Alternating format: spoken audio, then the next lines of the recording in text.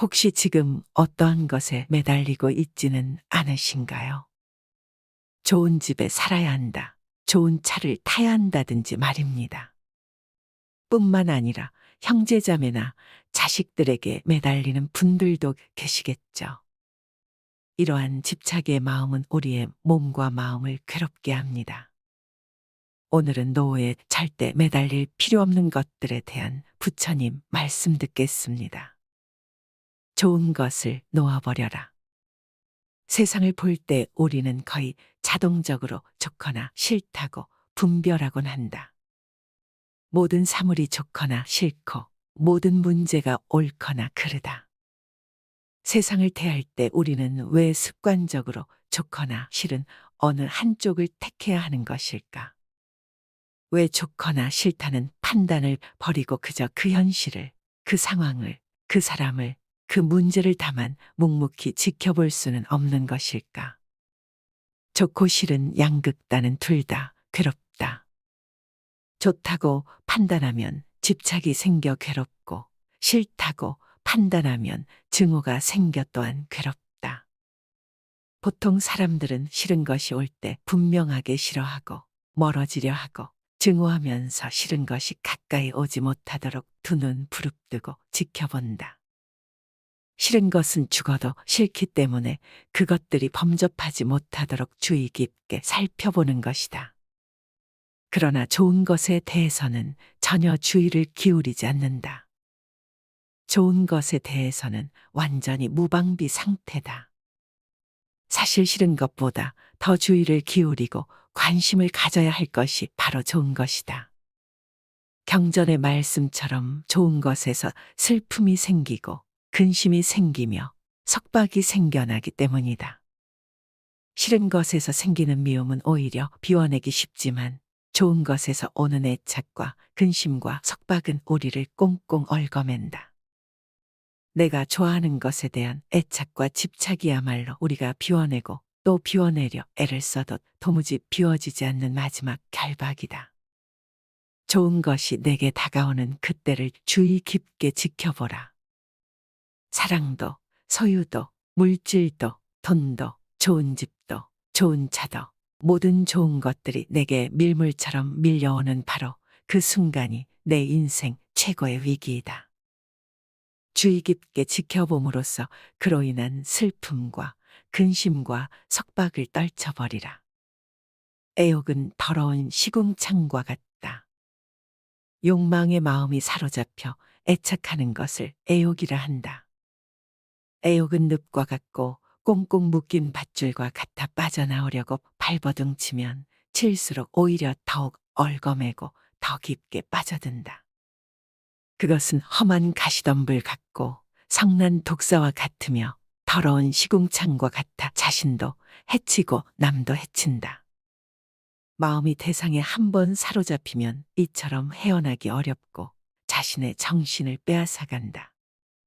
모든 좋아하고 애착하는 대상은 항상 하지 않고 실체가 없으며 괴로움을 가져온다는 것이 삼법인의 가르침이다.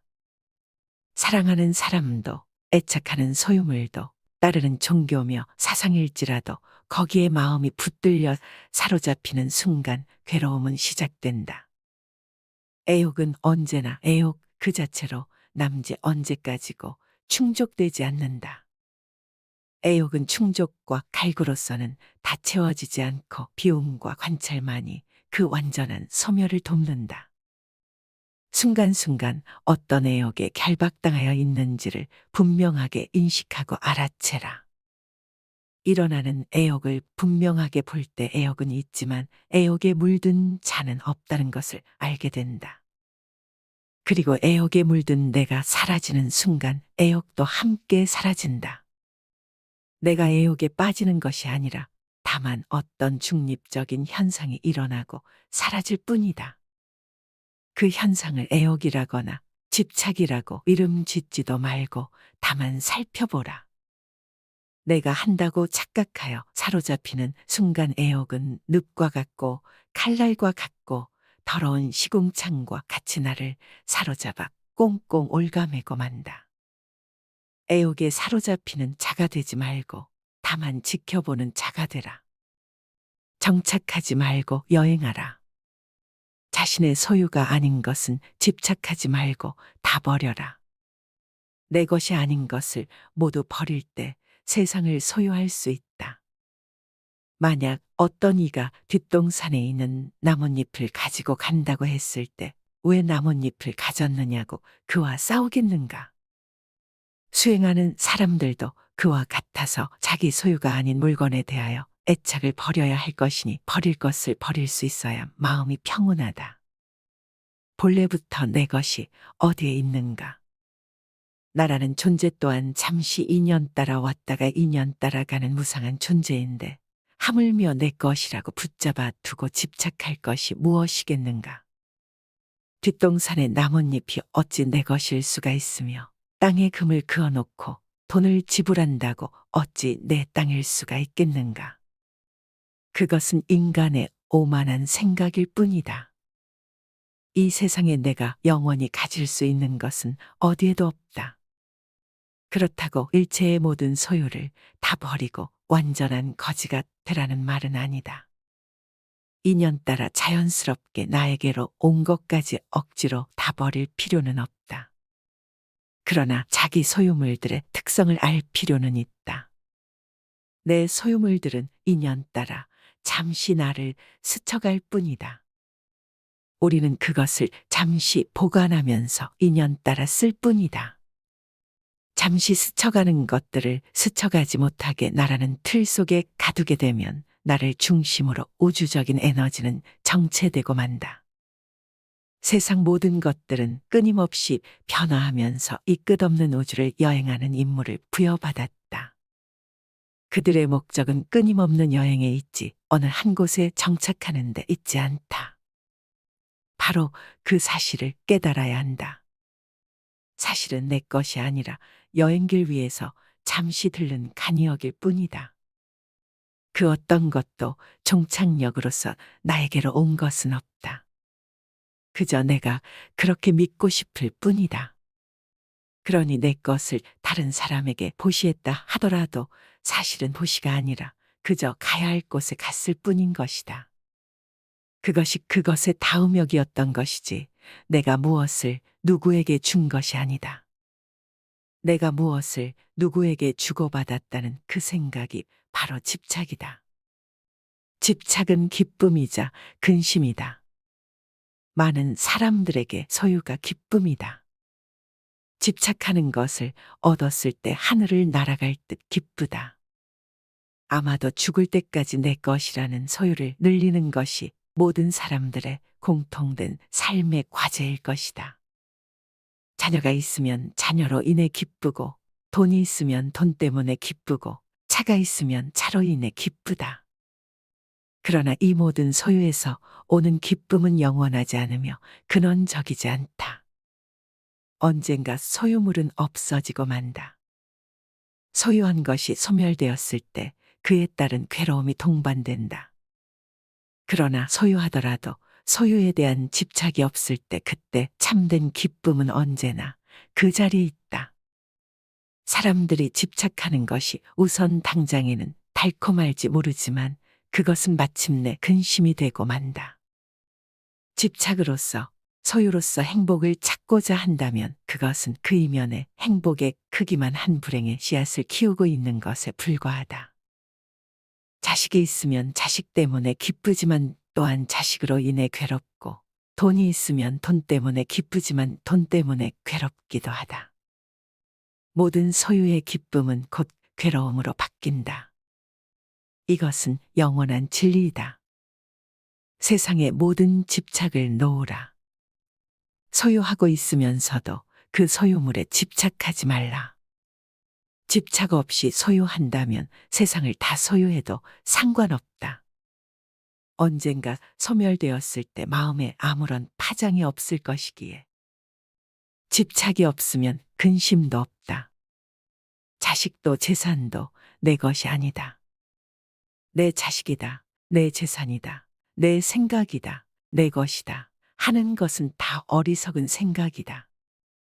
나도 내가 아닌데 내 몸도 이번 한 생 잠시 쓰고 나면 우주법계로 돌려주어야 하는데 하물며 내 소유를 어찌 내 것이라고 할 수 있겠는가. 잠시 빌려 쓸 뿐이다. 내 몸도 우주 법계에서 잠시 빌어다 쓰는 것이고 내 소유도 잠시 법계에서 빌어다 쓸 뿐이다. 그러니 집착할 것이 없다. 내 몸도 이 우주에서 품어낸 온갖 음식을 잠시 빌려 유지하고 있을 뿐이고 내 생각도 이 세상의 수많은 생각들을 인연 따라 잠시 채용하여 내 식대로 조합해 쓰고 있을 뿐이며 내 자식도 우주적인 법계의 인연과 업의 법칙에 따라 잠깐 부모의 몸을 빌어 나왔을 뿐이다. 세상 모든 것들이 이처럼 다른 모든 존재들에 의지하여 다만 잠시 그 모습을 취하고 있을 뿐이다. 세상 모든 존재는 우주의 것이며 다른 모든 존재들의 것이다. 내가 곧 이 우주이며 또한 나는 이 우주의 모든 존재들과 긴밀하게 연결되어 있다. 그러니 어찌 내가 누구를 가지고 내가 무엇을 집착하고 누가 무엇을 소유할 수 있겠는가. 온 우주는 전체가 전체에 의해 존재하며 전체가 전체에 의해 소유되고 있는 것이다. 그런 신성한 우주적인 것에 내 것이라는 울타리를 치면서부터 우리는 우주로부터 진리로부터 외면받고 있다. 내 것이란 울타리를 걷어내면 모든 것이 그대로 있을 곳에 있고 제자리를 찾는다. 한 생각 일으켜 내 것을 만들면 세계가 나뉘어 시끄럽지만 한 생각 놓아 내 것을 걷어내면 세계도 나도 나뉘지 않아 고요하다. 욕심같이 더럽고 추하며 허망하고 위험한 것은 없다. 그러나 욕심같이 겉포장이 잘 되어 있는 것도 없다. 욕심은 예리한 칼날 위에 묻어있는 꿀과 같아 잠시 달콤할지 모르지만 혀를 베는 결과를 낳고 화장실에 칠해진 단청과 같아 겉만 화려하나 속은 더럽고 추하여 냄새가 난다. 그러나 세상 사람들은 욕심의 구린 냄새를 알지 못하고 화려하게 포장된 겉모습에만 빠져든다. 그것이 곧 내 혀를 베고 내 몸을 베며 내 존재의 뿌리를 잘라내리라는 사실은 애써 외면하고 있다. 욕심이 지금 당장에 아무리 큰 기쁨을 가져다 줄지라도 그 끝은 추하며 고통스럽다. 당장의 기쁨을 위해 곧 다가올 삶을 포기하고 산다는 것은 얼마나 어리석은가. 욕심의 실체를 여실히 들여다보라. 욕심에 얽매여 있는 나의 모습을 한 발자국 뒤에서 전체적으로 지켜보라. 과연 나는 어떤 욕심에 빠져 있는가? 똥덩이 같고 밑 빠진 그릇 같으며 독사와 같고 원수와 같으며 물거품처럼 허망하여 견고하지 못한 욕심의 실체를 확연히 보아야 한다. 그러지 않으면 욕심의 덫에 걸리고 만다. 그렇다고 욕심을 없애버리려고 애쓸 필요는 없다. 욕망과의 전쟁을 선포하는 것은 욕망을 다루는 지혜로운 방법이 아니다. 욕망은 싸워서 이겨야 할 대상이 아니라 그 전 과정을 깨어있는 관찰로서 온전히 이해해야 할 어떤 것이다. 욕망을 전체적으로 이해했을 때 그 이면에 잠재되어 있는 혀를 베는 칼날의 의미를 바로 볼 수 있다. 나에게는 어떤 욕심이 일어나고 머물다가 사라지고 있는가? 마음이 탐욕을 벗어나지 못하기 때문에 무거운 짐을 지게 된다. 우리가 짊어지고 있는 가장 무거운 짐이 탐욕의 짐이다. 탐욕의 짐은 짊어지는 만큼 병이 되고 벗어버리는 만큼 즐거움이 된다. 길을 걷는 나그네에게 짐이 많다면 그 길은 멀고도 험난하다. 인생의 길을 걷고 있는 우리들도 짐이 없어야 호젓하고 가벼운 여행을 즐길 수 있다. 지혜로운 이는 삶의 길 위에서 항상 무거운 짐을 버리며 살지만 어리석은 이는 항상 새 짐을 만들고 쌓고 또 쌓기에 여념이 없다. 태어나서 죽을 때까지 짐을 늘리려고 애쓰며 사는 것이 사람들의 모습이다. 가진 짐이 많으면 부유하고 행복하며 자랑스럽지만 가진 짐이 없을수록 부족하고 가난하며 부끄럽다고 여긴다. 그러나 참된 공덕은 짐이 없어 가벼운 삶에 있다. 인류의 모든 성인들은 공통적으로 가난하여 짐이 없었고, 그렇기에 삶이라는 여행길은 가볍고도 자유롭게 길을 걸을 수 있었다. 이 세상에서 보면 짐이 많은 사람이 부자이고 짐이 없는 사람이 가난한 것 같지만, 이 세상을 떠날 때에는 짐이 많은 사람이 가난하고 짐이 없을수록 부자가 되어 떠난다. 짊어진 짐이 없을수록 부처님 땅에 가까워지고, 짊어진 짐이 많을수록 저 깊은 지하 세계의 지옥과는 가까워진다. 짐이 없어야 홀가분하게 높이 높이 오를 수 있지. 짐이 많으면 가라앉고 또 가라앉아 저 지옥의 끝까지 가게 된다. 내 탐욕의 짐은 얼마인가? 이미 쌓아놓은 짐과 쌓기 위해 발버둥 치는 짐은 과연 얼마인가? 그 모든 짐을 내려놓고 홀가분하게 가라. 즐거움은 곧 고통이다. 탐욕은 괴로움이다. 탐욕을 채우는 데에서 오는 즐거움 또한 결국 고통이 되고 만다. 탐욕을 채우려고 하면 할수록 더욱더 탐욕은 커진다. 만족은 잠시일 뿐 이윽고 또 다른 탐욕이 생겨난다. 우리의 삶을 가만히 살펴보면 죽을 때까지 오직 탐욕을 채우기에만 여념이 없지 않은가. 많은 이들이 탐욕을 채웠을 때 오는 잠시의 행복이 참된 행복인 줄 착각하고 산다. 탐욕을 채우기 위해 온갖 악행과 기만을 서슴지 않고 수단과 방법을 가리지 않고 탐욕을 채워나간다. 나의 탐욕을 채우기 위해 상대방을 짓누르고 밟고 일어서는 것은 당연한 일이 된다. 아니, 당연한 정도가 아니라 능력 있고 훌륭한 사람으로 인정받는다. 그래서 슬프다. 이 세상도 슬프고 탐욕에 물든 사람들도 슬프다. 탐욕이란 사람을 눈멀게 하고 온전한 만족에서 멀어지게 하며 영적인 성숙과 이별하게 만든다. 모든 괴로움의 원인은 탐욕이다. 탐욕이 없으면 괴로움도 없다. 그렇다고 탐욕을 끊기 위해 탐욕을 미워하고 증오할 필요는 없다. 탐욕에 대한 그 어떤 분별도 버려야 한다.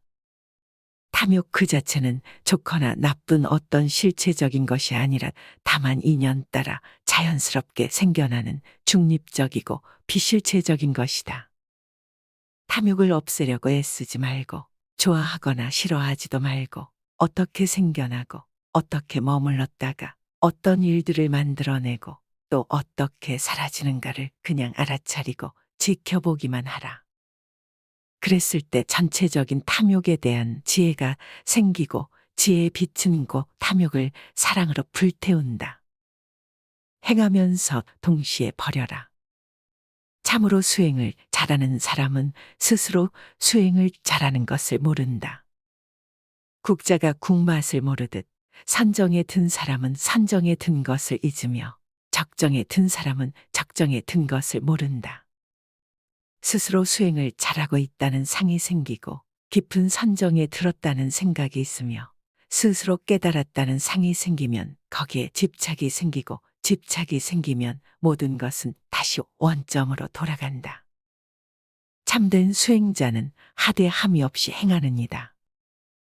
응무소주 이생기심, 마땅히 머무는 바 없이 마음을 내는 것이야말로 이 공부의 핵심이다.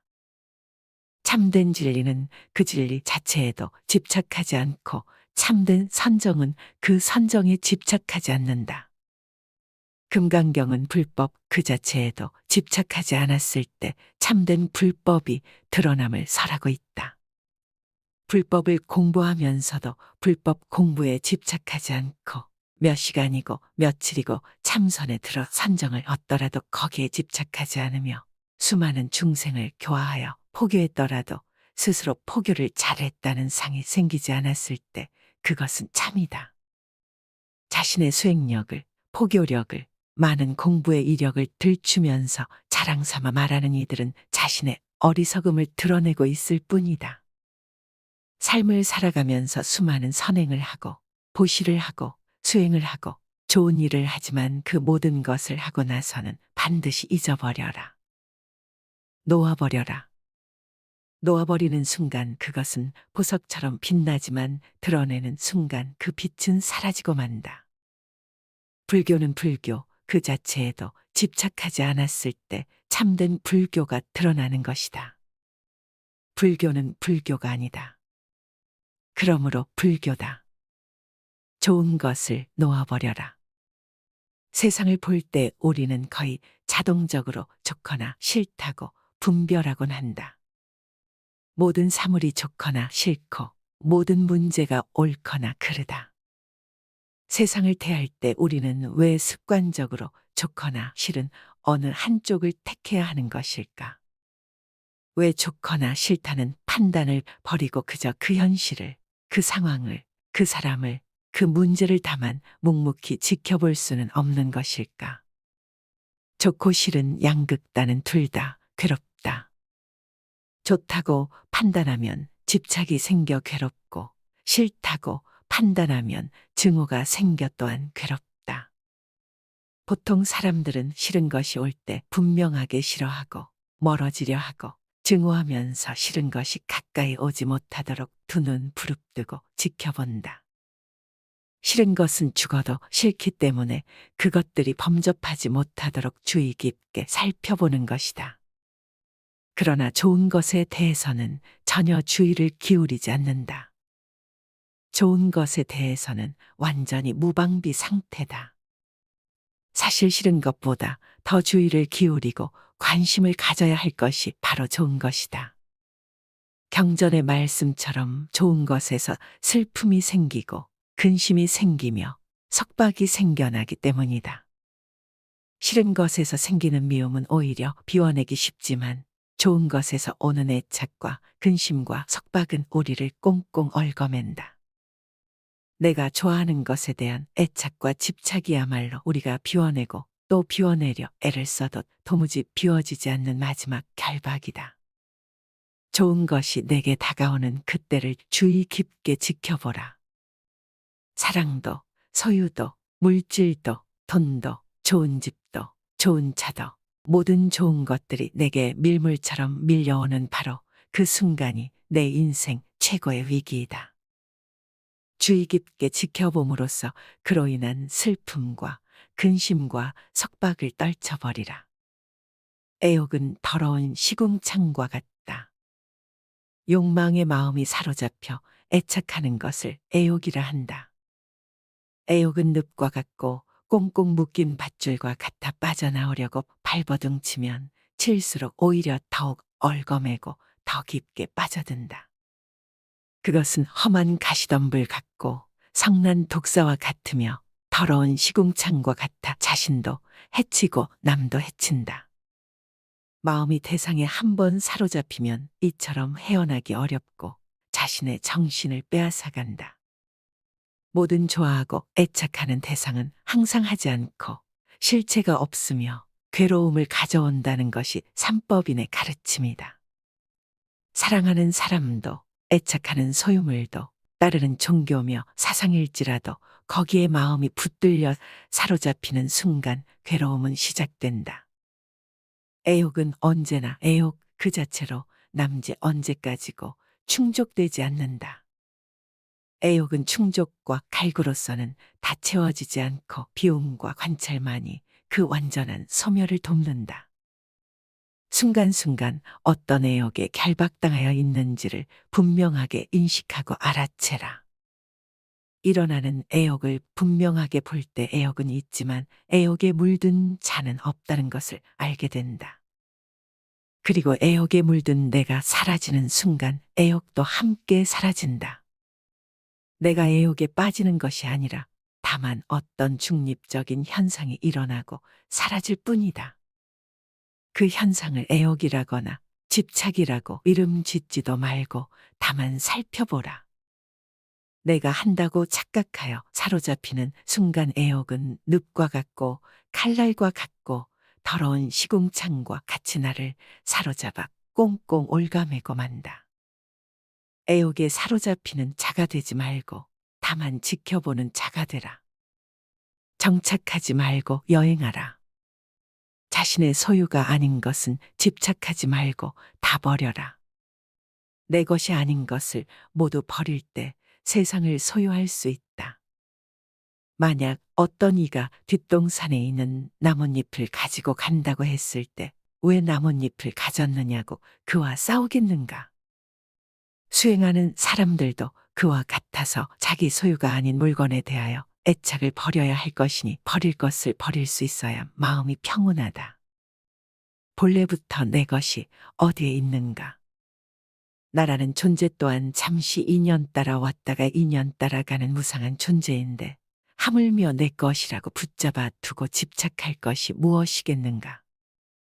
뒷동산의 나뭇잎이 어찌 내 것일 수가 있으며 땅에 금을 그어놓고 돈을 지불한다고 어찌 내 땅일 수가 있겠는가? 그것은 인간의 오만한 생각일 뿐이다. 이 세상에 내가 영원히 가질 수 있는 것은 어디에도 없다. 그렇다고 일체의 모든 소유를 다 버리고 완전한 거지가 되라는 말은 아니다. 인연 따라 자연스럽게 나에게로 온 것까지 억지로 다 버릴 필요는 없다.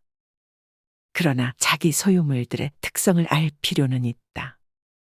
내 소유물들은 인연 따라 잠시 나를 스쳐갈 뿐이다.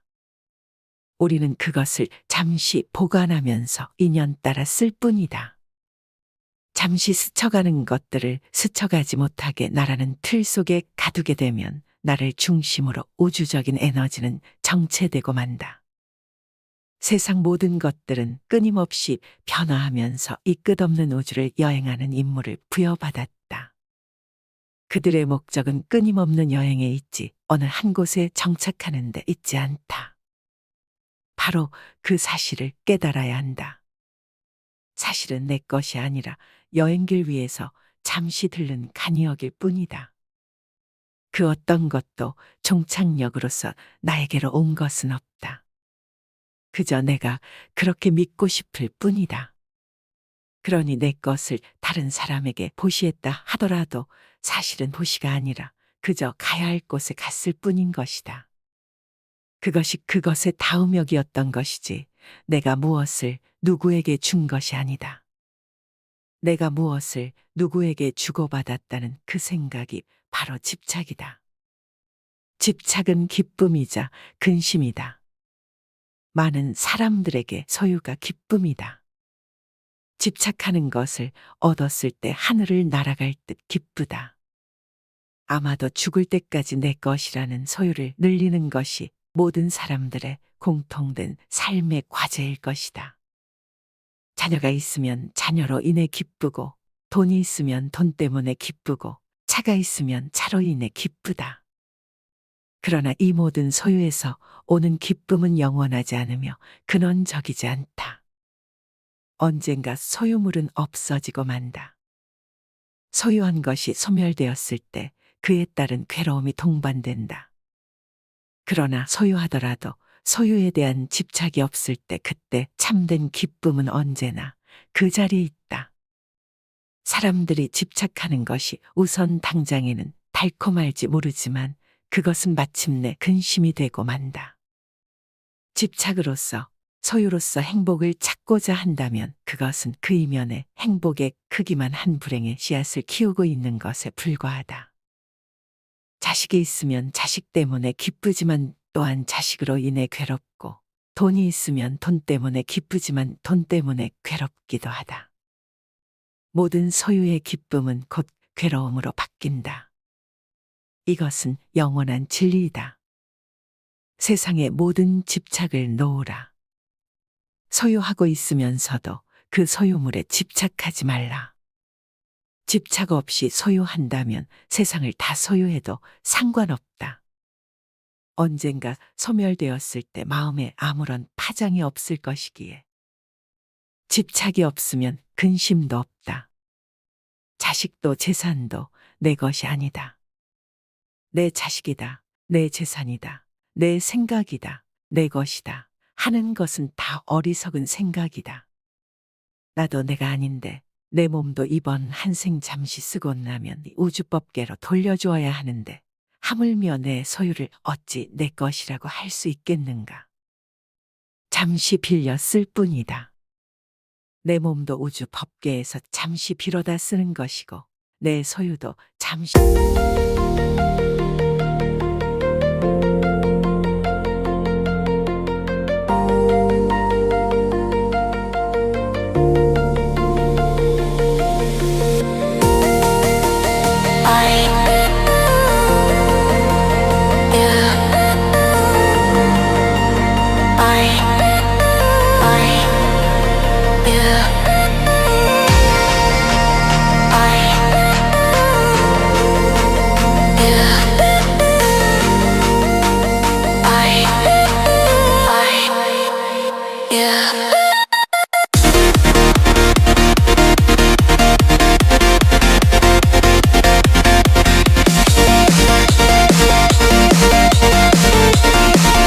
법계에서 빌어다 쓸 뿐이다. 그러니 집착할 것이 없다.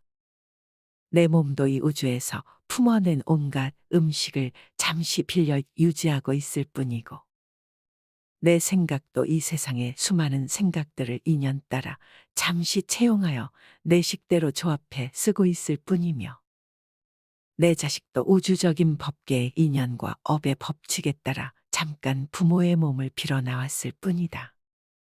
세상 모든 것들이 이처럼 다른 모든 존재들에 의지하여 다만 잠시 그 모습을 취하고 있을 뿐이다. 세상 모든 존재는 우주의 것이며 다른 모든 존재들의 것이다. 내가 곧 이 우주이며 또한 나는 이 우주의 모든 존재들과 긴밀하게 연결되어 있다. 그러니 어찌 내가 누구를 가지고 내가 무엇을 집착하고 누가 무엇을 소유할 수 있겠는가. 온 우주는 전체가 전체에 의해 존재하며 전체가 전체에 의해 소유되고 있는 것이다. 그런 신성한 우주적인 것에 내 것이라는 울타리를 치면서부터 우리는 우주로부터 진리로부터 외면받고 있다. 내 것이란 울타리를 걷어내면 모든 것이 그대로 있을 곳에 있고 제자리를 찾는다. 한 생각 일으켜 내 것을 만들면 세계가 나뉘어 시끄럽지만 한 생각 놓아 내 것을 걷어내면 세계도 나도 나뉘지 않아 고요하다. 욕심같이 더럽고 추하며 허망하고 위험한 것은 없다. 그러나 욕심같이 겉포장이 잘 되어 있는 것도 없다. 욕심은 예리한 칼날 위에 묻어있는 꿀과 같아 잠시 달콤할지 모르지만 혀를 베는 결과를 낳고 화장실에 칠해진 단청과 같아 겉만 화려하나 속은 더럽고 추하여 냄새가 난다. 그러나 세상 사람들은 욕심의 구린 냄새를 알지 못하고 화려하게 포장된 겉모습에만 빠져든다. 그것이 곧 내 혀를 베고 내 몸을 베며 내 존재의 뿌리를 잘라내리라는 사실은 애써 외면하고 있다. 욕심이 지금 당장에 아무리 큰 기쁨을 가져다 줄지라도 그 끝은 추하며 고통스럽다. 당장의 기쁨을 위해 곧 다가올 삶을 포기하고 산다는 것은 얼마나 어리석은가. 욕심의 실체를 여실히 들여다보라. 욕심에 얽매여 있는 나의 모습을 한 발자국 뒤에서 전체적으로 지켜보라. 과연 나는 어떤 욕심에 빠져 있는가? 똥덩이 같고 밑 빠진 그릇 같으며 독사와 같고 원수와 같으며 물거품처럼 허망하여 견고하지 못한 욕심의 실체를 확연히 보아야 한다. 그러지 않으면 욕심의 덫에 걸리고 만다. 그렇다고 욕심을 없애버리려고 애쓸 필요는 없다. 욕망과의 전쟁을 선포하는 것은 욕망을 다루는 지혜로운 방법이 아니다. 욕망은 싸워서 이겨야 할 대상이 아니라 그 전 과정을 깨어있는 관찰로서 온전히 이해해야 할 어떤 것이다. 욕망을 전체적으로 이해했을 때 그 이면에 잠재되어 있는 혀를 베는 칼날의 의미를 바로 볼 수 있다. 나에게는 어떤 욕심이 일어나고 머물다가 사라지고 있는가? 마음이 탐욕을 벗어나지 못하기 때문에 무거운 짐을 지게 된다. 우리가 짊어지고 있는 가장 무거운 짐이 탐욕의 짐이다. 탐욕의 짐은 짊어지는 만큼 병이 되고 벗어버리는 만큼 즐거움이 된다. 길을 걷는 나그네에게 짐이 많다면 그 길은 멀고도 험난하다. 인생의 길을 걷고 있는 우리들도 짐이 없어야 호젓하고 가벼운 여행을 즐길 수 있다. 지혜로운 이는 삶의 길 위에서 항상 무거운 짐을 버리며 살지만 어리석은 이는 항상 새 짐을 만들고 쌓고 또 쌓기에 여념이 없다. 태어나서 죽을 때까지 짐을 늘리려고 애쓰며 사는 것이 사람들의 모습이다. 가진 짐이 많으면 부유하고 행복하며 자랑스럽지만 가진 짐이 없을수록 부족하고 가난하며 부끄럽다고 여긴다. 그러나 참된 공덕은 짐이 없어 가벼운 삶에 있다. 인류의 모든 성인들은 공통적으로 가난하여 짐이 없었고 그렇기에 삶이라는 여행길은 가볍고도 자유롭게 길을 걸을 수 있었다. 이 세상에서 보면 짐이 많은 사람이 부자이고 짐이 없는 사람이 가난한 것 같지만 이 세상을 떠날 때에는 짐이 많은 사람이 가난하고 짐이 없을수록 부자가 되어 떠난다. 짊어진 짐이 없을수록 부처님 땅에 가까워지고 짊어진 짐이 많을수록 저 깊은 지하 세계의 지옥과는 가까워진다. 짐이 없어야 홀가분하게 높이 높이 오를 수 있지. 짐이 많으면 가라앉고 또 가라앉아 저 지옥의 끝까지 가게 된다. 내 탐욕의 짐은 얼마인가? 이미 쌓아놓은 짐과 쌓기 위해 발버둥 치는 짐은 과연 얼마인가? 그 모든 짐을 내려놓고 홀가분하게 가라. 즐거움은 곧 고통이다. 탐욕은 괴로움이다. 탐욕을 채우는 데에서 오는 즐거움 또한 결국 고통이 되고 만다. 탐욕을 채우려고 하면 할수록 더욱더 탐욕은 커진다. 만족은 잠시일 뿐 이윽고 또 다른 탐욕이 생겨난다. 우리의 삶을 가만히 살펴보면 죽을 때까지 오직 탐욕을 채우기에만 여념이 없지 않은가. 많은 이들이 탐욕을 채웠을 때 오는 잠시의 행복이 참된 행복인 줄 착각하고 산다. 탐욕을 채우기 위해 온갖 악행과 기만을 서슴지 않고 수단과 방법을 가리지 않고 탐욕을 채워나간다. 나의 탐욕을 채우기 위해 상대방을 짓누르고 밟고 일어서는 것은 당연한 일이 된다. 아니, 당연한 정도가 아니라 능력 있고 훌륭한 사람으로 인정받는다. 그래서 슬프다. 이 세상도 슬프고 탐욕에 물든 사람들도 슬프다. 탐욕이란 사람을 눈멀게 하고 온전한 만족에서 멀어지게 하며 영적인 성숙과 이별하게 만든다. 모든 괴로움의 원인은 탐욕이다. 탐욕이 없으면 괴로움도 없다. 그렇다고 탐욕을 끊기 위해 탐욕을 미워하고 증오할 필요는 없다. 탐욕에 대한 그 어떤 분별도 버려야 한다. 탐욕 그 자체는 좋거나 나쁜 어떤 실체적인 것이 아니라 다만 인연 따라 자연스럽게 생겨나는 중립적이고 비실체적인 것이다. 탐욕을 없애려고 애쓰지 말고 좋아하거나 싫어하지도 말고 어떻게 생겨나고 어떻게 머물렀다가 어떤 일들을 만들어내고 또 어떻게 사라지는가를 그냥 알아차리고 지켜보기만 하라. 그랬을 때 전체적인 탐욕에 대한 지혜가 생기고 지혜의 빛은 곧 탐욕을 사랑으로 불태운다. 행하면서 동시에 버려라. 참으로 수행을 잘하는 사람은 스스로 수행을 잘하는 것을 모른다. 국자가 국맛을 모르듯 선정에 든 사람은 선정에 든 것을 잊으며 적정에 든 사람은 적정에 든 것을 모른다. 스스로 수행을 잘하고 있다는 상이 생기고 깊은 선정에 들었다는 생각이 있으며 스스로 깨달았다는 상이 생기면 거기에 집착이 생기고 집착이 생기면 모든 것은 다시 원점으로 돌아간다. 참된 수행자는 하되 함이 없이 행하느니라. 응무소주 이생기심 마땅히 머무는 바 없이 마음을 내는 것이야말로 이 공부의 핵심이다. 참된 진리는 그 진리 자체에도 집착하지 않고 참된 선정은 그 선정에 집착하지 않는다. 금강경은 불법 그 자체에도 집착하지 않았을 때 참된 불법이 드러남을 설하고 있다. 불법을 공부하면서도 불법 공부에 집착하지 않고 몇 시간이고 며칠이고 참선에 들어 선정을 얻더라도 거기에 집착하지 않으며 수많은 중생을 교화하여 포교했더라도 스스로 포교를 잘했다는 상이 생기지 않았을 때 그것은 참이다.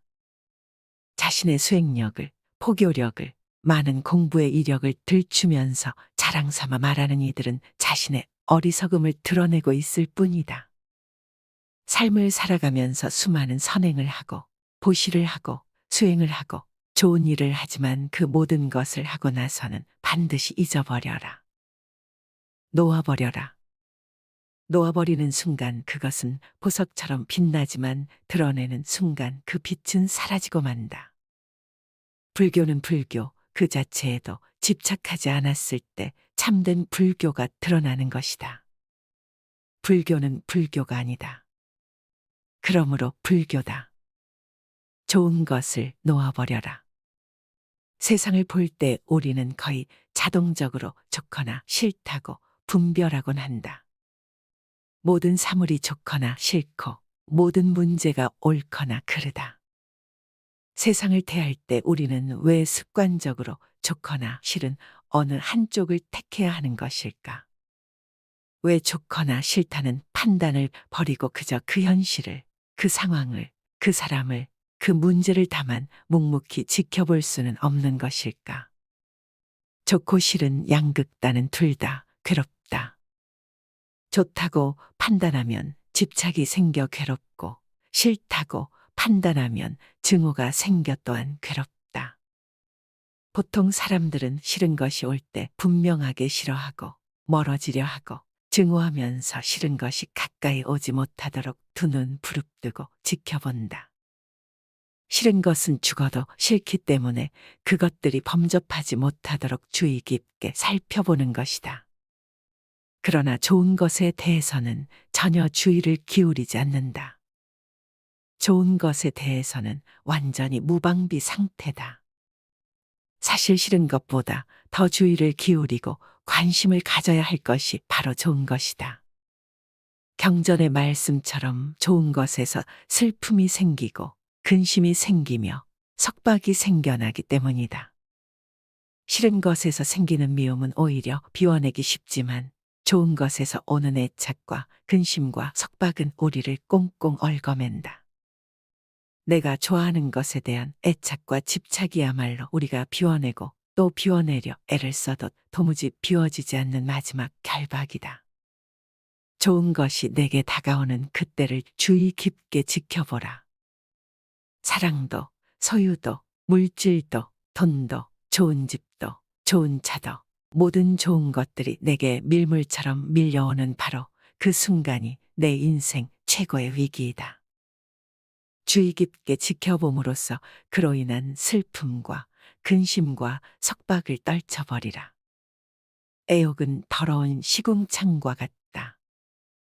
욕망의 마음이 사로잡혀 애착하는 것을 애욕이라 한다. 애욕은 늪과 같고 꽁꽁 묶인 밧줄과 같아 빠져나오려고 발버둥치면 칠수록 오히려 더욱 얽어매고 더 깊게 빠져든다. 그것은 험한 가시덤불 같고 성난 독사와 같으며 더러운 시궁창과 같아 자신도 해치고 남도 해친다. 마음이 대상에 한 번 사로잡히면 이처럼 헤어나기 어렵고 자신의 정신을 빼앗아간다. 모든 좋아하고 애착하는 대상은 항상 하지 않고 실체가 없으며 괴로움을 가져온다는 것이 삼법인의 가르침이다. 사랑하는 사람도 애착하는 소유물도 따르는 종교며 사상일지라도 거기에 마음이 붙들려 사로잡히는 순간 괴로움은 시작된다. 애욕은 언제나 애욕 그 자체로 남지 언제까지고 충족되지 않는다. 애욕은 충족과 갈구로서는 다 채워지지 않고 비움과 관찰만이 그 완전한 소멸을 돕는다. 순간순간 어떤 애욕에 결박당하여 있는지를 분명하게 인식하고 알아채라. 일어나는 애욕을 분명하게 볼 때 애욕은 있지만 애욕에 물든 자는 없다는 것을 알게 된다. 그리고 애욕에 물든 내가 사라지는 순간 애욕도 함께 사라진다. 내가 애욕에 빠지는 것이 아니라 다만 어떤 중립적인 현상이 일어나고 사라질 뿐이다. 그 현상을 애욕이라거나 집착이라고 이름 짓지도 말고 다만 살펴보라. 내가 한다고 착각하여 사로잡히는 순간 애욕은 늪과 같고 칼날과 같고 더러운 시궁창과 같이 나를 사로잡아 꽁꽁 올가매고 만다. 애욕에 사로잡히는 자가 되지 말고 다만 지켜보는 자가 되라. 정착하지 말고 여행하라. 자신의 소유가 아닌 것은 집착하지 말고 다 버려라. 내 것이 아닌 것을 모두 버릴 때 세상을 소유할 수 있다. 만약 어떤 이가 뒷동산에 있는 나뭇잎을 가지고 간다고 했을 때 왜 나뭇잎을 가졌느냐고 그와 싸우겠는가? 수행하는 사람들도 그와 같아서 자기 소유가 아닌 물건에 대하여 애착을 버려야 할 것이니 버릴 것을 버릴 수 있어야 마음이 평온하다. 본래부터 내 것이 어디에 있는가?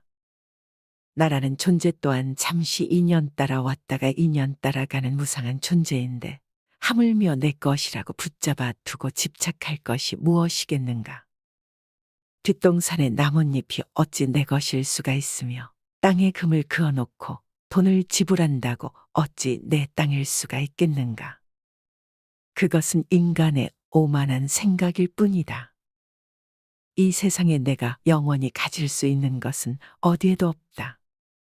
그렇다고 일체의 모든 소유를 다 버리고 완전한 거지가 되라는 말은 아니다. 인연 따라 자연스럽게 나에게로 온 것까지 억지로 다 버릴 필요는 없다. 그러나 자기 소유물들의 특성을 알 필요는 있다. 내 소유물들은 인연 따라 잠시 나를 스쳐갈 뿐이다. 우리는 그것을 잠시 보관하면서 인연 따라 쓸 뿐이다. 잠시 스쳐가는 것들을 스쳐가지 못하게 나라는 틀 속에 가두게 되면 나를 중심으로 우주적인 에너지는 정체되고 만다.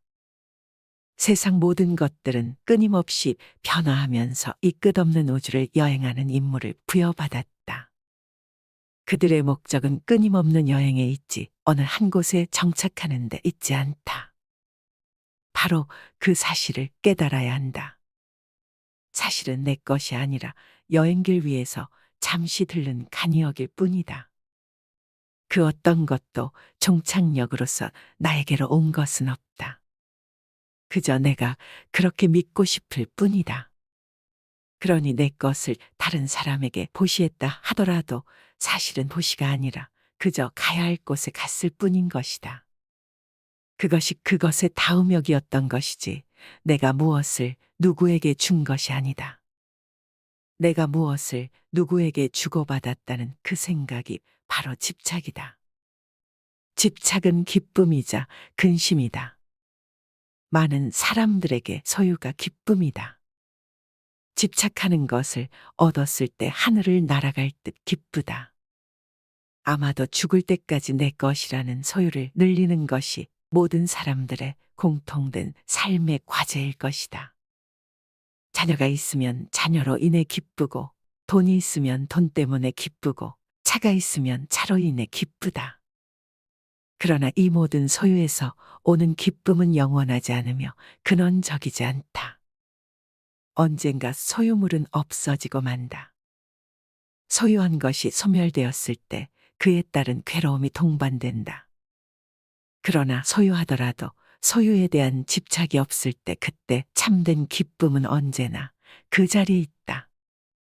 사람들이 집착하는 것이 우선 당장에는 달콤할지 모르지만 그것은 마침내 근심이 되고 만다.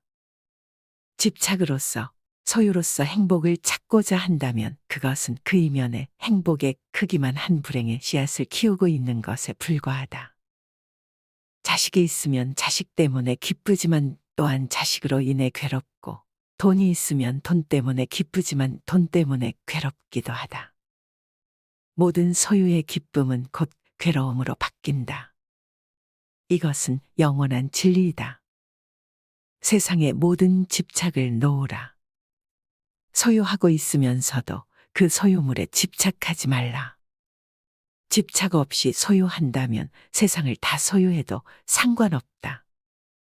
언젠가 소멸되었을 때 마음에 아무런 파장이 없을 것이기에. 집착이 없으면 근심도 없다. 자식도 재산도 내 것이 아니다. 내 자식이다. 내 재산이다. 내 생각이다. 내 것이다. 하는 것은 다 어리석은 생각이다. 나도 내가 아닌데 내 몸도 이번 한생 잠시 쓰고 나면 우주법계로 돌려주어야 하는데 하물며 내 소유를 어찌 내 것이라고 할 수 있겠는가. 잠시 빌려 쓸 뿐이다. 내 몸도 우주 법계에서 잠시 빌어다 쓰는 것이고 내 소유도 잠시 법계에서 빌어다 쓸 뿐이다. 그러니 집착할 것이 없다. 내 몸도 이 우주에서 품어낸 온갖 음식을 잠시 빌려 유지하고 있을 뿐이고 내 생각도 이 세상의 수많은 생각들을 인연 따라 잠시 채용하여 내 식대로 조합해 쓰고 있을 뿐이며 내 자식도 우주적인 법계의 인연과 업의 법칙에 따라 잠깐 부모의 몸을 빌어 나왔을 뿐이다. 세상 모든 것들이 이처럼 다른 모든 존재들에 의지하여 다만 잠시 그 모습을 취하고 있을 뿐이다. 세상 모든 존재는 우주의 것이며 다른 모든 존재들의 것이다.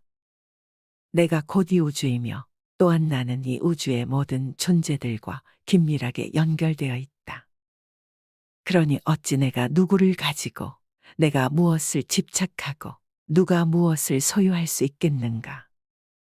온 우주는 전체가 전체에 의해 존재하며 전체가 전체에 의해 소유되고 있는 것이다. 그런 신성한 우주적인 것에 내 것이라는 울타리를 치면서부터 우리는 우주로부터 진리로부터 외면받고 있다. 내 것이란 울타리를 걷어내면 모든 것이 그대로 있을 곳에 있고 제자리를 찾는다. 한 생각 일으켜 내 것을 만들면 세계가 나뉘어 시끄럽지만 한 생각 놓아 내 것을 걷어내면 세계도 나도 나뉘지 않아 고요하다. 욕심같이 더럽고 추하며 허망하고 위험한 것은 없다. 그러나 욕심같이 겉포장이 잘 되어 있는 것도 없다. 욕심은 예리한 칼날 위에 묻어있는 꿀과 같아 잠시 달콤할지 모르지만 혀를 베는 결과를 낳고 화장실에 칠해진 단청과 같아 겉만 화려하나 속은 더럽고 추하여 냄새가 난다. 그러나 세상 사람들은 욕심의 구린 냄새를 알지 못하고 화려하게 포장된 겉모습에만 빠져든다. 그것이 곧 내 혀를 베고 내 몸을 베며 내 존재의 뿌리를 잘라내리라는 사실은 애써 외면하고 있다. 욕심이 지금 당장에 아무리 큰 기쁨을 가져다 줄지라도 그 끝은 추하며 고통스럽다. 당장의 기쁨을 위해 곧 다가올 삶을 포기하고 산다는 것은 얼마나 어리석은가. 욕심의 실체를 여실히 들여다보라. 욕심에 얽매여 있는 나의 모습을 한 발자국 뒤에서 전체적으로 지켜보라. 과연 나는 어떤 욕심에 빠져 있는가? 똥덩이 같고 밑 빠진 그릇 같으며 독사와 같고 원수와 같으며 물거품처럼 허망하여 견고하지 못한 욕심의 실체를 확연히 보아야 한다. 그러지 않으면 욕심의 덫에 걸리고 만다. 그렇다고 욕심을 없애버리려고 애쓸 필요는 없다. 욕망과의 전쟁을 선포하는 것은 욕망을 다루는 지혜로운 방법이 아니다. 욕망은 싸워서 이겨야 할 대상이 아니라 그 전 과정을 깨어있는 관찰로서 온전히 이해해야 할 어떤 것이다. 욕망을 전체적으로 이해했을 때 그 이면에 잠재되어 있는 혀를 베는 칼날의 의미를 바로 볼 수 있다. 나에게는 어떤 욕심이 일어나고 머물다가 사라지고 있는가? 마음이 탐욕을 벗어나지 못하기 때문에 무거운 짐을 지게 된다. 우리가 짊어지고 있는 가장 무거운 짐이 탐욕의 짐이다. 탐욕의 짐은 짊어지는 만큼 병이 되고 벗어버리는 만큼 즐거움이 된다. 길을 걷는 나그네에게 짐이 많다면 그 길은 멀고도 험난하다. 인생의 길을 걷고 있는 우리들도 짐이 없어야 호젓하고 가벼운 여행을 즐길 수 있다. 지혜로운 이는 삶의 길 위에서 항상 무거운 짐을 버리며 살지만 어리석은 이는 항상 새 짐을 만들고 쌓고 또 쌓기에 여념이 없다. 태어나서 죽을 때까지 짐을 늘리려고 애쓰며 사는 것이 사람들의 모습이다. 가진 짐이 많으면 부유하고 행복하며 자랑스럽지만 가진 짐이 없을수록 부족하고 가난하며 부끄럽다고 여긴다. 그러나 참된 공덕은 짐이 없어 가벼운 삶에 있다. 인류의 모든 성인들은 공통적으로 가난하여 짐이 없었고 그렇기에 삶이라는 여행길은 가볍고도 자유롭게 길을 걸을 수 있었다. 이 세상에서 보면 짐이 많은 사람이 부자이고 짐이 없는 사람이 가난한 것 같지만 이 세상을 떠날 때에는 짐이 많은 사람이 가난하고 짐이 없을수록 부자가 되어 떠난다. 짊어진 짐이 없을수록 부처님 땅에 가까워지고 짊어진 짐이 많을수록 저 깊은 지하 세계의 지옥과는 가까워진다. 짐이 없어야 홀가분하게 높이 높이 오를 수 있지. 짐이 많으면 가라앉고 또 가라앉아 저 지옥의 끝까지 가게 된다. 내 탐욕의 짐은 얼마인가? 이미 쌓아놓은 짐과 쌓기 위해 발버둥 치는 짐은 과연 얼마인가? 그 모든 짐을 내려놓고 홀가분하게 가라. 즐거움은 곧 고통이다. 탐욕은 괴로움이다. 탐욕을 채우는 데에서 오는 즐거움 또한 결국 고통이 되고 만다. 탐욕을 채우려고 하면 할수록 더욱더 탐욕은 커진다. 만족은 잠시일 뿐 이윽고 또 다른 탐욕이 생겨난다. 우리의 삶을 가만히 살펴보면 죽을 때까지 오직 탐욕을 채우기에만 여념이 없지 않은가. 많은 이들이 탐욕을 채웠을 때 오는 잠시의 행복이 참된 행복인 줄 착각하고 산다. 탐욕을 채우기 위해 온갖 악행과 기만을 서슴지 않고 수단과 방법을 가리지 않고 탐욕을 채워나간다. 나의 탐욕을 채우기 위해 상대방을 짓누르고 밟고 일어서는 것은 당연한 일이 된다. 아니, 당연한 정도가 아니라 능력 있고 훌륭한 사람으로 인정받는다. 그래서 슬프다. 이 세상도 슬프고 탐욕에 물든 사람들도 슬프다. 탐욕이란 사람을 눈멀게 하고 온전한 만족에서 멀어지게 하며 영적인 성숙과 이별하게 만든다. 모든 괴로움의 원인은 탐욕이다. 탐욕이 없으면 괴로움도 없다. 그렇다고 탐욕을 끊기 위해 탐욕을 미워하고 증오할 필요는 없다. 탐욕에 대한 그 어떤 분별도 버려야 한다. 탐욕 그 자체는 좋거나 나쁜 어떤 실체적인 것이 아니라 다만 인연 따라 자연스럽게 생겨나는 중립적이고 비실체적인 것이다. 탐욕을 없애려고 애쓰지 말고 좋아하거나 싫어하지도 말고 어떻게 생겨나고 어떻게 머물렀다가 어떤 일들을 만들어내고 또 어떻게 사라지는가를 그냥 알아차리고 지켜보기만 하라. 그랬을 때 전체적인 탐욕에 대한 지혜가 생기고 지혜의 빛은 곧 탐욕을 사랑으로 불태운다. 행하면서 동시에 버려라.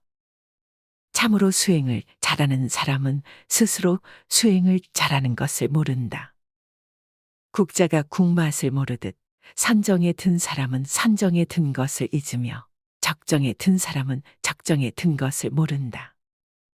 스스로 수행을 잘하고 있다는 상이 생기고 깊은 선정에 들었다는 생각이 있으며 스스로 깨달았다는 상이 생기면 거기에 집착이 생기고 집착이 생기면 모든 것은 다시 원점으로 돌아간다. 참된 수행자는 하되 함이 없이 행하느니라. 응무소주 이생기심. 마땅히 머무는 바 없이 마음을 내는 것이야말로 이 공부의 핵심이다. 참된 진리는 그 진리 자체에도 집착하지 않고 참된 선정은 그 선정에 집착하지 않는다. 금강경은 불법 그 자체에도 집착하지 않았을 때 참된 불법이 드러남을 설하고 있다. 불법을 공부하면서도 불법 공부에 집착하지 않고 몇 시간이고 며칠이고 참선에 들어 선정을 얻더라도 거기에 집착하지 않으며 수많은 중생을 교화하여 포교했더라도 스스로 포교를 잘했다는 상이 생기지 않았을 때 그것은 참이다. 자신의 수행력을, 포교력을, 많은 공부의 이력을 들추면서 자랑 삼아 말하는 이들은 자신의 어리석음을 드러내고 있을 뿐이다. 삶을 살아가면서 수많은 선행을 하고 보시를 하고 수행을 하고 좋은 일을 하지만 그 모든 것을 하고 나서는 반드시 잊어버려라. 놓아버려라. 놓아버리는 순간 그것은 보석처럼 빛나지만 드러내는 순간 그 빛은 사라지고 만다. 불교는 불교 그 자체에도 집착하지 않았을 때 참된 불교가 드러나는 것이다. 불교는 불교가 아니다. 그러므로 불교다.